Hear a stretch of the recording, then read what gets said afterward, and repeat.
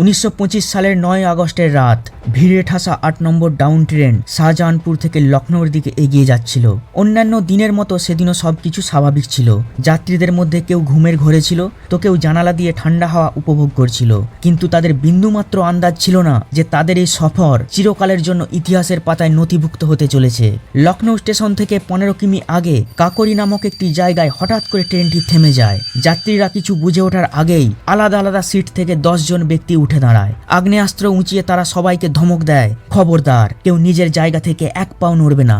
যাত্রীরা ভেবেছিল এরা ডাকাত, কিন্তু এরা কোনো সাধারণ অপরাধী ছিলেন না। এরা ছিলেন সেই বীর বিপ্লবী যারা ব্যক্তিগত লাভের জন্য নয়, বরং দেশকে স্বাধীন করার জন্য অস্ত্র হাতে নিয়েছেন। এটি কোনো ডাকাতি ছিল না, এটি ছিল ব্রিটিশ সরকারের বিরুদ্ধে যুদ্ধের ঘোষণা। এটি ছিল দ্য কাকরি ট্রেন অ্যাকশন। 1920 সাল নাগাদ ইংরেজদের অত্যাচার সব সীমা ছাড়িয়ে গিয়েছিল। গান্ধীজি সেই সময় ব্রিটিশ সরকারের বিরুদ্ধে অসহযোগ আন্দোলনের ডাক দেন। ছেলে থেকে বুড়ো প্রতিটি ভারতবাসী সেই আন্দোলনে সামিল হয়েছিল। ছাত্ররা স্কুল কলেজ, আইনজীবীরা আদালত এবং সাধারণ জনগণ বিদেশি পণ্য বর্জনের মাধ্যমে ব্রিটিশদের নাজেহাল করে দিয়েছিল।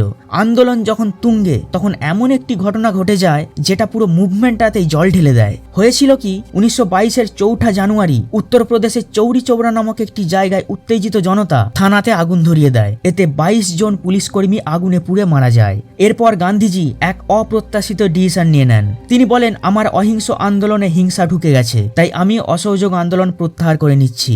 গান্ধীজির এই সিদ্ধান্ত দেশের তরুণ বিপ্লবীদেরকে বিরাট বড় আঘাত দিয়েছিল। তারা মনে করলেন সশস্ত্র বিপ্লব ছাড়া শুধুমাত্র অহিংস নীতি দিয়ে কখনোই ইংরেজদের তাড়ানো যাবে না। বিপ্লবীদের এই হতাশা ও ক্ষোভের মধ্যে জন্ম নিল HRA, যার পুরো কথা হিন্দুস্তান রিপাবলিকান অ্যাসোসিয়েশন। 1924 সালে কানপুরে রামপ্রসাদ বিসমিল, আশফাকুল্লাহ খান, শচীন্দ্রনাথ বক্সি, শচীন্দ্রনাথ লাহিড়ী ও যোগেশচন্দ্র চ্যাটার্জির মতো বিপ্লবীরা এর ভিত্তি স্থাপন করেন। তাদের স্বপ্ন ছিল ব্রিটিশ রাজমুক্ত একটি গণতান্ত্রিক ভারত।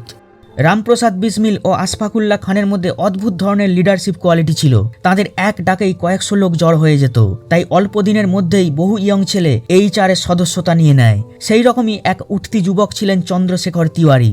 অসহযোগ আন্দোলনের সময় মাত্র 15 বছর বয়সে তিনি গ্রেপ্তার হয়েছিলেন। তারপর যখন তাকে আদালতে পেশ করা হয় এবং জজ সাহেব জিজ্ঞাসা করে যে তোমার নাম কি, তোমার বাবার নাম কি, তখন তার উত্তরে তিনি বলেছিলেন, আমার নাম আজাদ, আমার বাবার নাম আজাদি। একটা 15 বছরের ছেলের মুখ থেকে এমন কথা শুনে জজ সাহেব রেগে লাল হয়ে যায়। সে চন্দ্রশেখরকে 15 ঘা বেত্রাঘাতে সাজা দেয়। আর এই ঘটনার পর থেকেই লোকেরা চন্দ্রশেখর তিওয়ারিকে চন্দ্রশেখর আজাদ নামে ডাকা শুরু করে।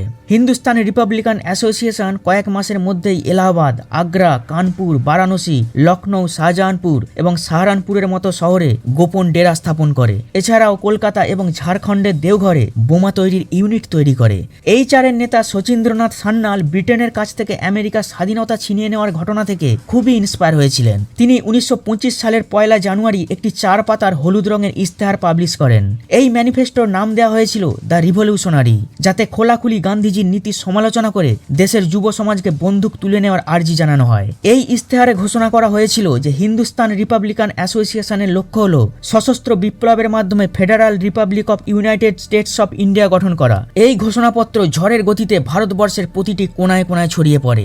HRA-র ম্যানিফেস্টো ইংরেজদের হাতে পড়তেই তাদের রাতের ঘুম উড়ে যায়, তাই সঙ্গে সঙ্গে তারা বিপ্লবীদের ধরার জন্য তল্লাশি অভিযান শুরু করে। এই ক্রমে আমাদের বাংলার শচীন্দ্রনাথ সান্যাল এবং যোগেশচন্দ্র চ্যাটার্জিকে পুলিশ গ্রেপ্তার করে।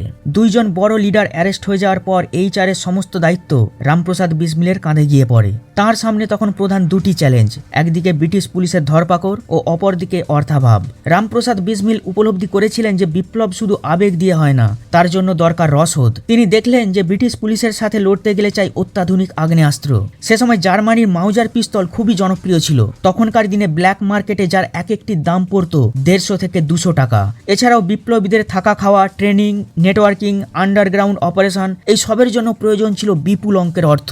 কিন্তু তাদের আয়ের কোনো উৎস ছিল না। সাধারণ মানুষও ইংরেজদের ভয়ে তাদেরকে চাঁদা দিতে ভয় পেত। তাই রামপ্রসাদ বিসমিল ও তাঁর সঙ্গীরা ঠিক করলেন যে তাঁরা ধনী লোকেদের বাড়িতে ডাকাতি করবেন। সেই মতো তাঁরা উত্তরপ্রদেশের প্রতাপগড়, দ্বারিকাপুর, বিজপুরি ও পিলিভিতের বেশ কিছু বাড়িতে হানা দেন, কিন্তু সেখানে যতটা ঝুঁকি নিয়ে তারা কাজগুলো করেছিলেন সেই তুলনায় টাকা কড়ি খুব বেশি আদায় করতে পারেননি। তাছাড়া এতে তাদের সংগঠনের নামটাও খারাপ হচ্ছিল। লোকেরা বলতে শুরু করে যে এরা তো নিজেদের দেশের লোককেই লুটছে। তাই HR এর সদস্যরা সিদ্ধান্ত নিলেন যে তারা এমন কাজ আর করবেন না। কিন্তু সমস্যা যেমন ছিল তেমনই রয়ে গেল। টাকার বন্দোবস্ত কোথা থেকে হবে এই চিন্তায় মগ্ন রামপ্রসাদ বিসমিল একদিন শাহজাহানপুর স্টেশনে বসেছিলেন। সেখানে তিনি লক্ষ্য করলেন যে স্টেশন মাস্টার একটি ব্যাগ নিয়ে এসে ট্রেনের গার্ডদের ধরিয়ে দিল, আর গার্ডরা সেই ব্যাগটিকে ট্রেনের এক কম্পার্টমেন্টের মধ্যে একটি সিন্দুকের মধ্যে রেখে দিল। বিসমিলের বুঝতে বাকি রইল না যে ওই সিন্দুকে টাকা আছে, আর ওই টাকা আর কারণ নয়, ব্রিটিশ সরকারের রাজস্ব। সঙ্গে সঙ্গে রামপ্রসাদ বিসমিলের শরীরে বিদ্যুৎ খেলে গেল। তিনি সিদ্ধান্ত নিয়ে ফেললেন যে লুটতে যদি হয় তারা ওই টাকাই লুটবেন। এতে দুই হবে, টাকাও পাওয়া যাবে, সেই সঙ্গে ইংরেজদের মনে আতঙ্কও তৈরি হবে। এরপর তিনি সেই ট্রেনের নাম্বার, ট্রেনটি কোন দিন কটার সময় ছাড়ে, এই সমস্ত তথ্য জোগাড় করে রণকৌশল তৈরির কাজে লেগে পড়েন। প্ল্যান রেডি হয়ে গেলে তিনি তাঁর কিছু বিশ্বস্ত কমরেডদের শাহজাহানপুরে একটি মিটিং এর জন্য ডাকেন। সেই মিটিংয়ে রামপ্রসাদ বিসমিল ট্রেন লুটের আইডিয়াটা সবার সামনে প্রকাশ করেন। তিনি বলেন প্রতিদিন বিকেলে শাহজাহানপুর থেকে লখনৌগামী 8 নম্বর ডাউন ট্রেন ছাড়ে। ওই ট্রেনে গার্ডদের নজরদারিতে ব্রিটিশ সরকারের ট্যাক্সের টাকা যায়। HR এর মেম্বাররা শাহজাহানপুর স্টেশনে উঠবে। লখনৌ থেকে কয়েক কিলোমিটার আগে কাকরি নামের একটি নির্জন স্টেশন আছে, সেখানে চেন টানা হবে। এরপর ট্রেন থামলেই গার্ডের ক্যাবিনে ঢুকে টাকা ভর্তি সিন্দুক কবজা করে নেওয়া হবে। রামপ্রসাদ বিসমিলের কথা শেষ হতেই চন্দ্রশেখর আজাদ প্রশ্ন করেন যে যদি চেন টানার সত্ত্বেও ট্রেন না থামে? এর উত্তরে বিসমিল বলেন ট্রেনে ওঠার সময় আমরা দুটি দলে ভাগ হয়ে যাব। এক দল সেকেন্ড ক্লাসে চড়বে আর এক দল উঠবে জেনারেলে। যদি একবার চেন টেনে কাজ না হয় তাহলে দ্বিতীয় দলের ছেলেরা আবার চেন টানবে, আর এতে ড্রাইভার ট্রেন থামাতে বাধ্য। বিপ্লবীরা জানতেন এটি একটি অত্যন্ত ঝুঁকিপূর্ণ কাজ, ধরা পড়লেই হয় ফাঁসি নয়তো দ্বীপান্তর, কিন্তু তার সত্ত্বেও তারা সকলেই এই প্রস্তাবে সম্মতি জানান। ঠিক হয় 8ই আগস্ট মিশন কার্যকর করা হবে। এর জন্য রামপ্রসাদ বিসমিল তার সাথে 9 জন বিপ্লবীকে বেছে নেন। তারা হলেন আশফাকুল্লাহ খান, রাজেন্দ্রনাথ লাহিড়ী, মুকুন্দিলাল, শচীন্দ্রনাথ বক্সি, মুরালিলাল খান্না, কেশব চক্রবর্তী, মনমথনাথ গুপ্ত, বনমারিলাল ও চন্দ্রশেখর আজাদ। এরপর তারা সবাই দেশাত্মবোধক স্লোগান তুলে শপথ নেন যে মিশনে তারা সাকসেসফুল হবেনি। পূর্ব পরিকল্পনা মতো 8ই আগস্ট বিকেলে 10 জন বিপ্লবী শাহজাহানপুর স্টেশনে পৌঁছে যান, কিন্তু সেদিন ট্রেনটি নির্ধারিত সময়ের আগেই স্টেশন ছেড়ে বেরিয়ে যায়। রামপ্রসাদ বিসমিল সকলকে আশ্বস্ত করে বলেন যে আজ ট্রেন মিস গেছে তো কি হয়েছে, আগামীকাল আমরা আবার আসব।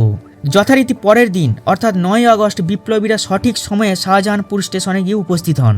কেউ যাতে তাদেরকে সন্দেহ না করে এই কারণে তারা প্রত্যেকে আলাদা আলাদা রুট ধরে গিয়েছিলেন। স্টেশনেও তারা কেউ কারোর সঙ্গে কোনো কথা বলেননি। এরপর ট্রেন ছাড়ার সময় হতেই রাজেন্দ্রনাথ লাহিড়ী, আশফাকুল্লাহ খান ও শচীন্দ্রনাথ বক্সি একটি জেনারেল ডাব্বায় উঠে পড়েন। রাজেন্দ্রনাথ লাহিড়ীকে চেন টানার দায়িত্বটা দেওয়া হয়েছিল, তাই তিনি চেন সংলগ্ন একটি সিটে গিয়ে বসেন। এদিকে রামপ্রসাদ বিসমিল সহ বাকি 7 জন ওঠেন সেকেন্ড ক্লাস বগিতে। কিছুক্ষণ পর ট্রেন ছাড়ার হুইসেল বাজলো। লখনৌগামী 8 নম্বর ডাউন ট্রেন ধীরে ধীরে শাহজাহানপুরকে পিছনে ফেলে চলতে শুরু করলো। সন্ধ্যা ছাড়িয়ে রাত নামতেই বিপ্লবীরা তাদের মুখ কাপড় দিয়ে ঢেকে ফেললেন। আনুমানিক রাত 8টার সময় ট্রেনের খিড়কি দিয়ে তারা কাকরি স্টেশনের সাইনবোর্ড দেখতে পেলেন। সঙ্গে সঙ্গে তাদের ধমনীতে রক্তের প্রবাহ বেড়ে গেল। কাকরি স্টেশন ছাড়িয়ে 1 কিলোমিটার দূরে ট্রেনটি যখন ফাঁকা মাঠের উপর দিয়ে যাচ্ছিল তখন রাজেন্দ্রনাথ লাহিড়ী ট্রেনের এমার্জেন্সি চেন ধরে টান দিলেন। এক টানেতেই কাজ হয়ে গেল, ট্রেনটি থামলো। সঙ্গে সঙ্গে বিপ্লবীরা অ্যাক্টিভ হয়ে গেলেন। বন্দুক বের করে তারা হুঁশিয়ারি দিলেন যে কেউ যেন নিজের সিট থেকে একটুও না নড়ে।